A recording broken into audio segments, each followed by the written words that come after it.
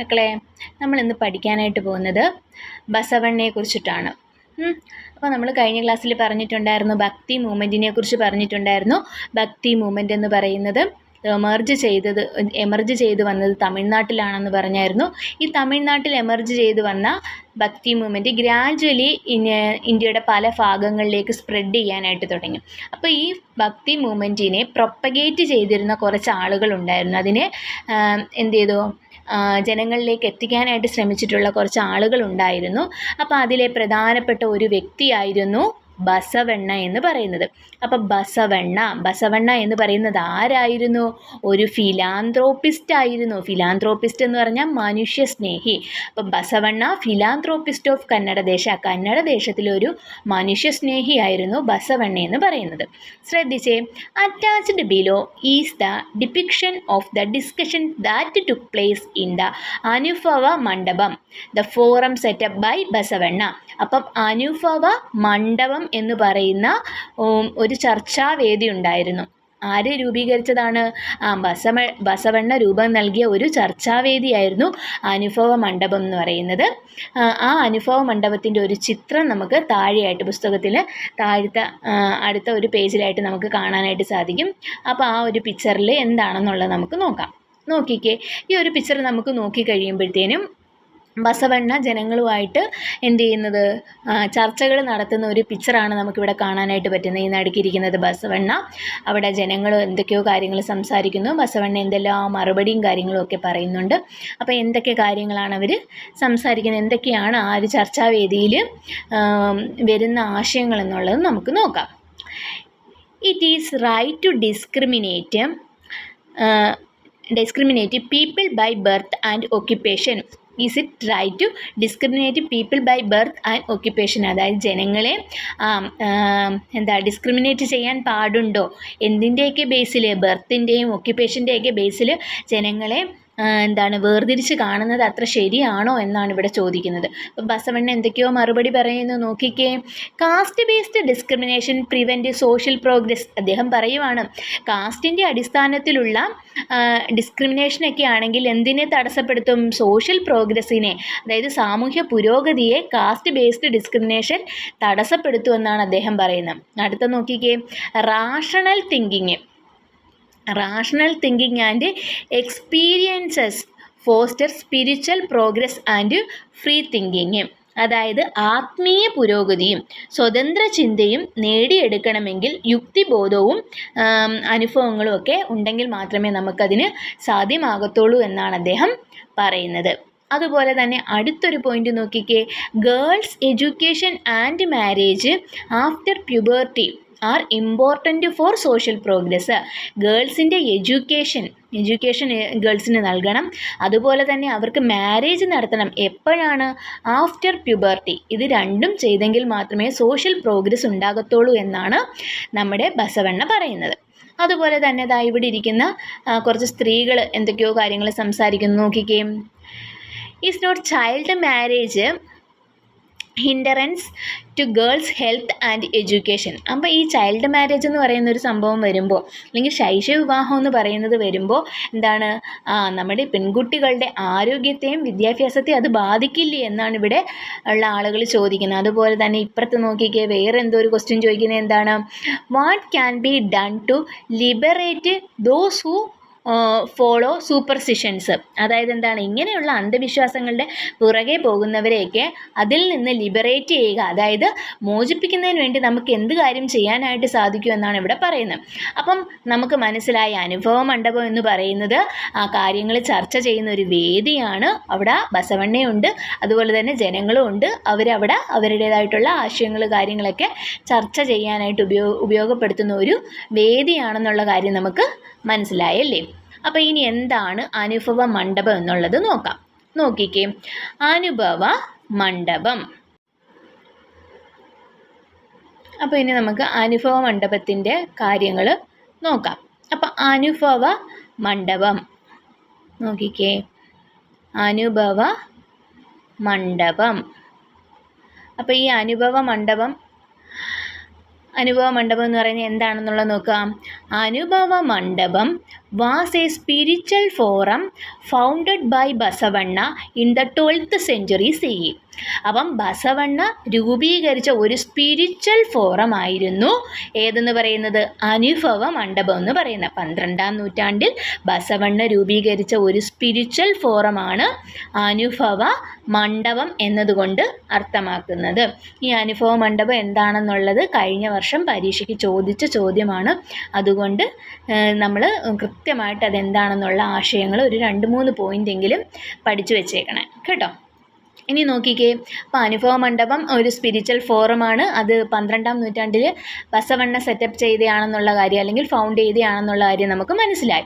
നോക്കിക്കേ, Allama Prabhu Akka Mahadevi led the discussions in the Anubhava Mandapam. അപ്പോൾ അനുഭവ മണ്ഡപത്തിലുള്ള ചർച്ചകൾക്ക് നേതൃത്വം നൽകിയ വ്യക്തികളായിരുന്നു അല്ലമാ പ്രഭുവും അക്ക മഹാദേവിയും എന്ന് പറയുന്നത്. അപ്പോൾ അല്ലമാ പ്രഭുവും അക്ക മഹാദേവിയുമാണ് എന്തിന് നേതൃത്വം നൽകിയത്, അനുഭവ മണ്ഡപത്തിലുള്ള ചർച്ചകൾക്ക് നേതൃത്വം നൽകിയത്. Everyone was allowed to participate in the discussions irrespective of caste and gender. അപ്പം ഈ അനുഭവ മണ്ഡപത്തിൽ എല്ലാവർക്കും പാർട്ടിസിപ്പേറ്റ് ചെയ്യായിരുന്നു. അവിടെ എന്തിൻ്റെയൊക്കെ വ്യത്യാസം ഇല്ലാതെയാണ്, കാസ്റ്റിൻ്റെയോ ജെൻഡറിൻ്റെയോ ഒന്നും വ്യത്യാസമില്ലാതെ എല്ലാ ആളുകൾക്കും അവിടെ നടക്കുന്ന ചർച്ചകളിൽ പങ്കെടുക്കാനുള്ള ഒരു അവസരം അദ്ദേഹം ഒരുക്കിയിട്ടുണ്ടായിരുന്നു. People used to come to Anubhava Mandapam for spiritual discussions and renewal of knowledge. അപ്പം ആളുകൾ എന്ത് ചെയ്യുന്നുണ്ട്, ഈ അനുഭവ മണ്ഡപത്തിലെ ചർച്ചകളിലേക്ക് വരികയും അതുപോലെ തന്നെ അവരുടെ അറിവുകളെ, റിന്യൂവൽ ഓഫ് നോളജ്, അറിവുകൾ പുതുക്കാനൊക്കെ എന്ത് ചെയ്തിട്ടുണ്ട്, അവർ ഈ അനുഭവ മണ്ഡപത്തിലെ ചർച്ചകളിലൊക്കെ പങ്കെടുക്കുന്നതിലൂടെ അവർക്ക് സാധിച്ചിട്ടുണ്ട് എന്നാണ് പറയുന്നത്. The ideas that emerged in the discussions were conveyed to the people into the name of vajanas. അപ്പോൾ ഈ അനുഭവ മണ്ഡപത്തിലൂടെ ഉരുത്തിരിഞ്ഞു വരുന്ന ആശയങ്ങൾ വചനാസ് എന്ന പേരിലായിരുന്നു അറിയപ്പെട്ടിട്ടുണ്ടായിരുന്നത്. അപ്പോൾ അനുഭവ മണ്ഡപം 12ാം നൂറ്റാണ്ടിൽ ആര് സെറ്റപ്പ് ചെയ്തതാണ്, ബസവണ്ണ സെറ്റപ്പ് ചെയ്തതാണ്. അല്ലമാ പ്രഭു അക്ക മഹാദേവിയാണ് അതിലെ ഡിസ്കഷൻസിന് നേതൃത്വം നൽകിയിട്ടുണ്ടായിരുന്നത്. എല്ലാ ആളുകൾക്കും ജെൻഡറിൻ്റെയോ അല്ലെങ്കിൽ കാസ്റ്റിൻ്റെയോ ഒന്നും വ്യത്യാസമില്ലാതെ അവിടെ പങ്കെടുക്കാനുള്ള അവസരം അദ്ദേഹം നൽകിയിട്ടുണ്ടായിരുന്നു. അതുപോലെ ഇതിൽ നിന്ന് ഉരുത്തിരിഞ്ഞു വരുന്ന ആശയങ്ങളെ വചനാസ് എന്ന പേരിലാണ് അറിയപ്പെട്ടിട്ടുണ്ടായിരുന്നത്. ഇത്രയും പോയിൻ്റാണ് അനുഭവ മണ്ഡപത്തിനകത്ത് വരുന്നത്. നോക്കിക്കേ ഇവിടെ, list out the key features of social conditions during that period. നമ്മളിവിടെ കണ്ടായിരുന്നു എന്താണ്, അവിടെ എന്തെല്ലാം നമ്മുടെ ഈ അനുഭവ മണ്ഡപത്തിൽ ആളുകൾ ചർച്ച ചെയ്യുന്നതിൽ നിന്ന് നമുക്ക് അന്നത്തെ കാലഘട്ടത്തിൽ ഉണ്ടായിരുന്ന ഒരു സോഷ്യൽ സ്റ്റാറ്റസ് അല്ലെങ്കിൽ സാമൂഹ്യ സ്ഥിതി എന്താണെന്നുള്ള കാര്യം നമുക്ക് വ്യക്തമായിട്ടുണ്ട്.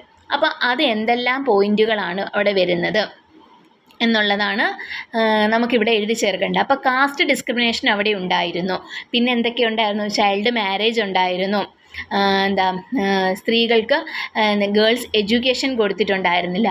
അപ്പം അങ്ങനെയൊക്കെയുള്ള പോയിന്റുകളൊക്കെ നമ്മളവിടെ എഴുതി ചേർക്കണം കേട്ടോ. ഇനി അടുത്തത് ശ്രദ്ധിച്ചേ,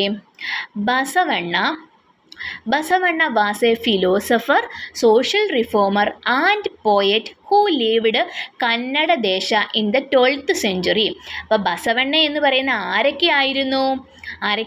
ഒരു ഫിലോസഫർ ആയിരുന്നു അദ്ദേഹം. ബസവണ്ണ ഒരു ഫിലോസഫർ ആയിരുന്നു, സോഷ്യൽ റിഫോമർ ആയിരുന്നു, അതുപോലെ തന്നെ അദ്ദേഹം ആരുമായിരുന്നു, ഒരു പോയറ്റ് കൂടിയായിരുന്നു. ബസവണ്ണ കന്നഡ ദേശത്തിൽ ജീവിച്ചിരുന്ന ആളാണ്, 12ാം നൂറ്റാണ്ടിൽ ജീവിച്ചിരുന്ന ആളാണ്. അദ്ദേഹം ഒരു ഫിലോസഫറാണ്, സോഷ്യൽ റിഫോമറാണ്, അതോടൊപ്പം ഒരു പോയറ്റ് കൂടിയായിരുന്നു ബസവണ്ണ എന്ന് പറയുന്ന വ്യക്തി. He decided to make people aware of social and religious discrimination that existed in the society and endeavored to wipe them out. അപ്പോൾ അദ്ദേഹം എന്തു ചെയ്തു എന്നാണ് പറയുന്നത്, അദ്ദേഹം തീരുമാനിച്ചിരുന്നു. എന്താ തീരുമാനിച്ചത്? He decided to make people aware of social and religious discrimination. സമൂഹത്തിലുള്ള സാമൂഹ്യപരമായിട്ടുള്ളതും അതുപോലെ തന്നെ റിലീജിയസ് ആയിട്ടുള്ള ഡിസ്ക്രിമിനേഷനൊക്കെ സമൂഹത്തിൽ നിലനിൽക്കുന്നു എന്നുള്ള കാര്യം അദ്ദേഹത്തിന് അറിയായിരുന്നു. അതിനെയെല്ലാം തന്നെ ഇല്ലാണ്ടാക്കി അല്ലെങ്കിൽ തുടച്ചു നീക്കുന്നതിന് വേണ്ടി ശ്രമിക്കുകയായിരുന്നു അദ്ദേഹത്തിൻ്റെ ആ ഒരു ശ്രമം എന്ന് പറയുന്നത്. അപ്പോൾ സമൂഹത്തിലുണ്ടായിരുന്ന ഈ അനാചാരങ്ങളും അന്ധവിശ്വാസങ്ങളും കാര്യങ്ങളും എല്ലാം ഇല്ലാണ്ടാക്കാൻ വേണ്ടി പ്രവർത്തിച്ചൊരു വ്യക്തിയായിരുന്നു നമ്മുടെ ബസവണ്ണ എന്ന് പറയുന്നത്. Okay. Basavanna put forward A vision based on freedom, equality and social justice. അപ്പം ബസവണ്ണ മുന്നോട്ട് വെച്ചിട്ടുള്ളത് എന്ന് പറയുന്നത് എങ്ങനെയുള്ള ആശയമായിരുന്നു? ബേസ്ഡ് ഓൺ ഫ്രീഡം, അതായത് ഫ്രീഡത്തിലും ഇക്വാലിറ്റിയിലും സോഷ്യൽ ജസ്റ്റിസിലും, അതായത് സാമൂഹ്യ നീതിയിലൊക്കെ അധിഷ്ഠിതമായിട്ടുള്ള ഒരു അല്ലെങ്കിൽ ഒരു കാഴ്ചപ്പാടാണ് ആര് മുന്നോട്ട് വെച്ചത്? ബസവണ്ണ മുന്നോട്ട് വെച്ചിട്ടുണ്ടായിരുന്നത്. Through the Veerashaiva movement founded by him. അപ്പോൾ വീരശൈവ മൂവ്മെൻറ്റ് ആരാണ് കൊണ്ടുവന്നത്, അല്ലെങ്കിൽ വീരശൈവ മൂവ്മെൻറ്റ് എന്ന് പറയുന്ന പ്രസ്ഥാനം ആരാണ് മുന്നോട്ട് കൊണ്ടുവന്നത് എന്ന് ചോദിച്ചു കഴിഞ്ഞാൽ അതിൻ്റെ ആൻസറായിട്ട് എന്തോ പറയണം? ബസവണ്ണയാണ്. അപ്പം വീരശൈവ മൂവ്മെൻറ്റ് ഫൗണ്ട് ചെയ്തത് ആരാണ്? ബസവണ്ണയാണ്. ആ ഒരു വീരശൈവ മൂവ്മെൻറ്റിലൂടെ അദ്ദേഹം എന്ത് ചെയ്തു? He coordinate these ideas. അദ്ദേഹത്തിൻ്റെ ഈ ഐഡിയാസ് എല്ലാം അദ്ദേഹം കോർഡിനേറ്റ് ചെയ്തു. ഈ ആശയങ്ങളെ എല്ലാം തന്നെ ഒരുമിപ്പിക്കാനായിട്ട് അദ്ദേഹം ശ്രമിച്ചിട്ടുണ്ടായിരുന്നു എന്നാണ് പറയുന്നത്. നോക്കിക്കേ, the major activities of Veerashaiva movement are given below. അപ്പം വീരശൈവ മൂവ്മെൻറ്റിൻ്റെ പ്രധാനപ്പെട്ട ആക്ടിവിറ്റീസ് ഏതൊക്കെയാണെന്നുള്ളത് നോക്കാം. അപ്പോൾ ഇവിടെ ഒരു 5 പോയിന്റ് ഇവിടെ കൊടുത്തിട്ടുണ്ട്. ഏതൊക്കെ പോയിന്റ് ആണെന്ന് നോക്കിക്കേ. ബ്രാഹ്മണിക്കൽ സൂപ്രമസി എന്ന് പറഞ്ഞാൽ എന്താണ്? ബ്രാഹ്മണ മേധാവിത്വം. ബ്രാഹ്മണിക്കൽ സൂപ്രമസി എന്ന് പറഞ്ഞാൽ ബ്രാഹ്മണ മേധാവിത്വം. Brahmanical supremacy and authenticity of Vedas. Authenticity of Vedas എന്ന് പറഞ്ഞാൽ നമ്മുടെ വേദങ്ങളുടെ ആധികാരികത. അപ്പം ബ്രാഹ്മണിക്കൽ സൂപ്രമസി നമ്മുടെ ബ്രാഹ്മണ മേധാവിത്വത്തെയും അതുപോലെ തന്നെ ഒതൻറ്റിസിറ്റി ഓഫ് വേദങ്ങളുടെ ആ ഒരു ഒതൻറ്റിസിറ്റിയൊക്കെ എന്ത് ചെയ്തു? ഈ ഒരു വീരശൈവ മൂവ്മെൻറ്റിൻ്റെ ഭാഗമായിട്ട് ക്വസ്റ്റ്യൻ ചെയ്തിട്ടുണ്ട്, അതിനെയൊക്കെ ചോദ്യം ചെയ്തിട്ടുണ്ടായിരുന്നു. People were educated against caste discrimination and discrimination against woman. അപ്പോൾ എന്ത് ചെയ്തു? ജാതീയമായിട്ടുള്ള വിവേചനങ്ങൾക്കും അതുപോലെ തന്നെ സ്ത്രീകൾക്കെതിരെയായിട്ടുള്ള ഡിസ്ക്രിമിനേഷൻസിനും എഗെയിൻസ്റ്റ് ആയിട്ട് എന്തു ചെയ്തു എന്നാണ് പറയുന്നത്? ജനങ്ങളെ വിദ്യാഭ്യാസം നൽകി അല്ലെങ്കിൽ ജനങ്ങളെ ബോധവൽക്കരിക്കാൻ ഏതിലൂടെ ശ്രമിച്ചിട്ടുണ്ടായിരുന്നു? വീരശൈവ മൂവ്മെൻറ്റിലൂടെ ശ്രമിച്ചിട്ടുണ്ടായിരുന്നു എന്നാണ് പറയുന്നത്. അടുത്തൊരു പോയിന്റ് നോക്കിക്കേ. Monotheism was encouraged. അതായത് മോണോത്തിസം എന്ന് വെച്ച് കഴിഞ്ഞാൽ ഏകദൈവ വിശ്വാസം, ഒരു ദൈവത്തിൽ മാത്രം വിശ്വസിക്കുന്നത്. അപ്പം മോണോത്തിസത്തിനെ അവർ എന്ത് ചെയ്തിരുന്നു? എൻകറേജ് ചെയ്തിട്ടുണ്ടായിരുന്നു അല്ലെങ്കിൽ പ്രോത്സാഹിപ്പിച്ചിട്ടുണ്ടായിരുന്നു എന്നാണ് പറയുന്നത്. Convinced the people about the greatness of work and labour. അപ്പോൾ എന്താണ്? ജനങ്ങളെ ബോധ്യപ്പെടുത്തി. എന്താണ് ബോധ്യപ്പെടുത്തിയത്? ഗ്രേറ്റ്നെസ് ഓഫ് വർക്ക്, അതായത് തൊഴിലിൻ്റെയും അതുപോലെ തന്നെ അധ്വാനത്തിൻ്റെയൊക്കെ മഹത്വം ജനങ്ങളെ ബോധ്യപ്പെടുത്തുന്നതിന് വേണ്ടിയിട്ട് അവർ ഈ വീരശൈവ മൂവ്മെൻറ്റിലൂടെ ശ്രമിച്ചിട്ടുണ്ടായിരുന്നു എന്നാണ് പറയുന്നത്. ലാസ്റ്റ് പോയിന്റ് നോക്കിക്കേ. He opposed child marriage and encouraged marriage after puberty and widow remarriage. അദ്ദേഹം എന്തിനൊക്കെ ശ്രമിച്ചിട്ടുണ്ടായിരുന്നു? ചൈൽഡ് മാരേജിന് എഗെയിൻസ്റ്റ് ആയിരുന്നു. ചൈൽഡ് മാരേജിനെ അദ്ദേഹം എതിർത്തിരുന്നു. അതുപോലെ തന്നെ പ്യൂബർട്ടിക്ക് ശേഷമുള്ള വിവാഹത്തെയാണ് അദ്ദേഹം പ്രോത്സാഹിപ്പിച്ചിട്ടുള്ളത്. അതുപോലെ തന്നെ വിഡോ റീമാരേജ്, വിധവകളുടെ പുനർവിവാഹത്തെയൊക്കെ അദ്ദേഹം സപ്പോർട്ട് ചെയ്തിട്ടുണ്ടായിരുന്നു എന്നാണ് പറയുന്നത്. മനസ്സിലായോ? ഇനി അടുത്ത നോക്കിക്കേ. Basavanna's message highlighting humanism and equality. അപ്പം മനുഷ്യസ്നേഹവും അതുപോലെ തന്നെ ഹ്യൂമനിസം, മനുഷ്യസ്നേഹം, ഇക്വാലിറ്റിയൊക്കെ മുന്നോട്ട് കൊണ്ടുവന്ന ബസവണ്ണയുടെ പ്രധാനപ്പെട്ട മെസ്സേജസ് എന്തൊക്കെയാണ്? മെസ്സേജസ് ഇവിടെ ഒരു 5 മെസ്സേജസ് ഇവിടെ കൊടുത്തിട്ടുണ്ട്. നോക്കിക്കേ. If thought and actions are good, അതായത് തോട്ട്, അതായത് നമ്മുടെ ചിന്തയും അതുപോലെ തന്നെ ആക്ഷൻ, പ്രവൃത്തിയും ഗുഡാണെങ്കിൽ, നല്ലതാണെങ്കിൽ, ദ നേഷൻ വിൽ പ്രോസ്പർ, അതായത് എന്താണ്, രാഷ്ട്രം ഉയർച്ച നേടും എന്നാണ് അദ്ദേഹം പറയുന്നത്. അപ്പം നമ്മുടെ ചിന്തയും അതുപോലെ തന്നെ പ്രവൃത്തിയും നല്ലതാണെങ്കിൽ രാഷ്ട്രത്തിന് പുരോഗതി ഉണ്ടാകുമെന്നാണ് അദ്ദേഹത്തിൻ്റെ ഒരു മെസ്സേജ്. അടുത്ത മെസ്സേജ് നോക്കിക്കേ. All human beings have equal rights irrespective of cast. എല്ലാ മനുഷ്യർക്കും അല്ലെങ്കിൽ എല്ലാ ഹ്യൂമൻ ബീയിങ്സിനും എന്തുണ്ട്, ഈക്വൽ ആയിട്ടുള്ള ഒരു റൈറ്റ്സ് ഉണ്ട്. അതായത് എന്താണ്, എല്ലാവരും എന്താണ്, ഏത് ജാതിയിൽപ്പെട്ടവർക്കും ഈക്വൽ ആയിട്ടുള്ള അല്ല തുല്യമായിട്ടുള്ള ഒരു അവകാശമാണ് നമ്മുടെ ഇവിടെ ഉള്ളത്, അല്ലെങ്കിൽ എല്ലാവരെയും ഒരുപോലെ കാണണമെന്നൊരു മെസ്സേജാണ് അദ്ദേഹം അടുത്തതായിട്ട് നൽകുന്നത്. അടുത്ത മെസ്സേജ് എന്ന് പറഞ്ഞാൽ എന്താണ്, intermediaries are not required to worship god. അപ്പോൾ എന്താണ്, ഈശ്വരനിലേക്ക് നമുക്ക് ദൈവത്തെ പ്രാർത്ഥിക്കണമെങ്കിൽ നമുക്ക് ഇടനിലക്കാരുടെ ആവശ്യമുണ്ടോ, ഇൻ്റർമീഡിയറ്റിൻ്റെ ആവശ്യമുണ്ടോ? മറ്റൊരാളുടെ അടുത്ത് പറഞ്ഞിട്ട് വേണോ ദൈവത്തിനോട് പറയാൻ? വേണ്ട. അപ്പോൾ മീഡിയേറ്റ് ആയിട്ടുള്ള അല്ലെങ്കിൽ ഇൻ്റർമീഡിയറീസിൻ്റെ ആവശ്യമില്ല. നമുക്ക് ദൈവത്തെ പ്രാർത്ഥിക്കണമെങ്കിൽ നമുക്ക് ഡയറക്റ്റായിട്ട് അങ്ങ് പ്രാർത്ഥിച്ചാൽ മതി. അതല്ലാതെ ഒരു ഇടനിലക്കാരുടെ ആവശ്യം അവിടെ വരുന്നില്ലെന്നാണ് അദ്ദേഹം പറയുന്നത്. There is no rebirth.